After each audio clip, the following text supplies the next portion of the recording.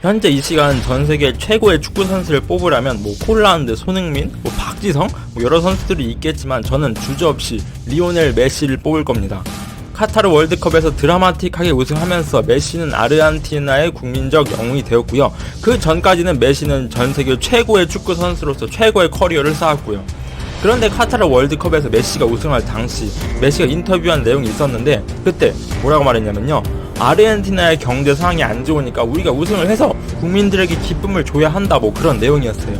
월드컵에서 우승해서 국민들을 위안시켜야 할 만큼 얼마나 아르헨티나의 경제 상황은 안 좋았던 것일까요? 먼저 최근 아르헨티나의 경제 지표를 보면 진짜 처참하기 그지없습니다.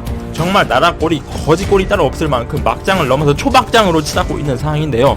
물가 상승률을 보면 2022년 2월과 2023년 2월을 비교했을 때 102.5%가 올랐습니다. 작년에 10만원이었던 물건들이 23년은 20만원으로 2배 가까이 오르고 있으며 사실 지금 이 시간에도 아르헨티나 물가는 계속 오르고 있으니까 아르헨티나 사람들의 생활 수준은 더 힘들어지고 있는 건 당연한 거죠. 이렇게 물가가 오르는데 아르헨티나 정부도 사실 가만히 있지는 않죠. 근데 그 방법이 조금 이상합니다. 물가를 잡으려고 그냥 은행 금리를 무지성으로 엄청 올려버립니다. 중앙은행 금리가 23년 5월에는 97%를 기록했습니다. 이 수치가 사채업자들이 돈 빌렸다가 갚아야 되는 금리도 아니고 국가의 중앙은행 금리가 97%입니다. 현재 대한민국 기준 금리가 평균적으로 5% 정도 되니까 은행에서 사람들이 돈을 빌릴 수도 없고 그냥 아르헨티나 화폐 가치는 엄청나게 하락하고 있는 상황인 거죠.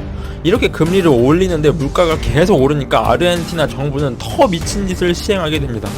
물가가 계속 오르니까 어떤 방법을 쓰는 게 아니고 그냥 물가가 안 오르게 하는 방법입니다. 뭐냐고요? 그냥 주요 생필품 만드는 업체들에게 전화해서 니네 가격 절대 올리지 말라고 강제로 협박하는 겁니다. 일명 가격 올리지 마라 정책을 사용한 겁니다. 주요 생필품, 교육비, 통신비 등 약 2천여 개의 품목을 국가에서 선정해서 그냥 가격 올리면 니네 죽는다. 그냥 묻지도 따지지도 말고 그냥 가격 올리지 마라는 정책을 국가라는 곳에서 시행하게 됩니다. 이렇다 보면 현재 아르헨티나의 화폐, 페소화의 가치는 사실 휴지 조각이나 다름이 없습니다. 화폐가 휴지나 다름없다 보니까 아르헨티나 국민들은 저축을 절대 하지 않습니다. 월급을 받으면 바로 달러를 사려고 달려드는 겁니다. 그러다 보니 아르헨티나에서 달러 가치는 급상승하고 그럴수록 자국 화폐의 가치가 떨어지니까 아르헨티나는 달러 거래량을 1인당 하루에 200달러, 우리 돈 약 20만원 정도로 제한하는 정책을 펼칩니다. 그러나 달러는 암시장에서 계속적으로 활발하게 거래되면서 암시장 달러 환율이라는 게 따로 생길 정도라고 합니다. 국가에서 달러도 못사게 규제를 하니까 사람들이 결국 뭔가를 또 사야 되잖아요. 내가 어떤 물건을 사서 그나마 안전하게 그리고 가치도 어느 정도 잘 유지될 만한 게 뭐가 있을까 아르헨티나 국민들은 생각합니다. 그리고 낸 해답이 바로 암호화폐를 구입하는 양이 늘어납니다. 자국의 화폐보다 암호화폐, 비트코인의 가치가 더 안정적으로 유지되는 수준까지 오게 된 것이죠. 이런 상황이 되다 보니 국민들은 정부를 향해 당연히 시위를 시작하게 되고 사람들은 물물 교환을 하기도 하고 월급만 받으면 바로 화폐를 써버리려고 하니까 마트에서는 생필품들의 사재기 현상이 나타나게 됩니다. 이렇게 경제가 밑바닥까지 가버린 아르헨티나. 그런데 아르헨티나의 과거 경제 상황은 어땠을까요? 사실 저도 아르헨티나 놀랐을 때는 그냥 적당히 좀 가난한 나라라고 생각을 했었는데 사실 1900년대 초반까지만 하더라도 웬만한 유럽보다 훨씬 잘 사는 전 세계 5위의 경제 대국이었다고 합니다.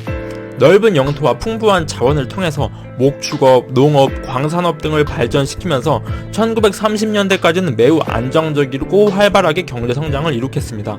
아르헨티나를 보면 대부분의 사람들이 백인입니다. 바로 옆 나라 브라질을 보면은 피부색들이 까만 편인데 왜 아르헨티나는 다 백인일까요? 이유는 19세기 말부터 20세기 초 아르헨티나가 경제가 너무 좋다 보니까 옆에 유럽, 스페인, 이탈리아, 독일, 영국, 프랑스 등 다양한 유럽 나라의 사람들이 아르헨티나 드림을 꿈꾸면서 아르헨티나로 이민을 오게 됩니다. 아르헨티나 입장에서도 넓은 영토가 있는데 그걸 관리할 사람은 부족하다 보니까 이민자들을 적극적으로 받아들이면서 경제를 더 활발하게 성장시킨 것이죠. 이 정도로 남부럽지 않은 경제 대국을 이룩했었던 아르헨티나였는데 1940년대부터 조금씩 몰락의 길을 걷기 시작합니다. 1946년 후안 페론이라는 대통령이 집권하게 됩니다. 이때 내세웠던 페론 정책이라는 게 있는데 이게 완전히 그냥 공산주의나 다름없을 정도로 국가를 나락으로 빠지게 하는 지름길이었습니다. 기업들을 그냥 싹 다 국유화해버리고 사회복지라는 명목 하에 가난한 사람들에게 그냥 국가의 돈을 막 퍼주는 정책을 실시합니다. 그냥 포퓰리즘을 아주 제대로 실현해 버리니까 국가의 돈은 점점 줄기 시작하고, 근데 사람들은 한번 포퓰리즘의 달콤함에 빠지니까 정치인 입장에서는 국민들을 더 계속 만족시켜줘야 하잖아요. 아르헨티나는 이때부터 그냥 돈이 없으면 나라의 돈을 더 찍으면 되지라는 생각을 하면서 그냥 화폐만 계속 찍어내는 정책을 실시합니다.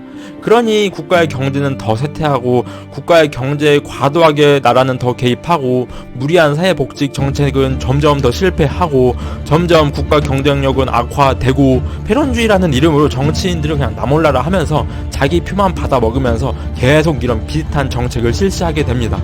그냥 나라를 계속 이 모양 이 꼴로 끌고 온 겁니다.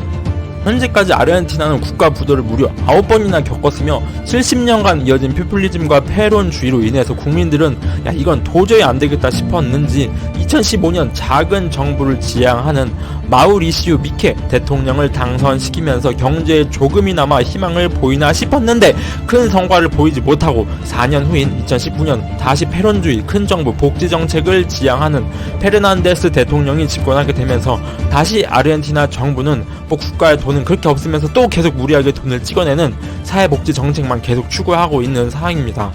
아르헨티나가 이 수준이라면 리오넬 메시가 다시 아르헨티나로 돌아오고 싶을지 솔직히 좀 의문이네요. 오늘 이야기는 여기까지입니다. 다음에는 더 가치 있는 정보로 여러분을 찾아뵙겠습니다. 감사합니다.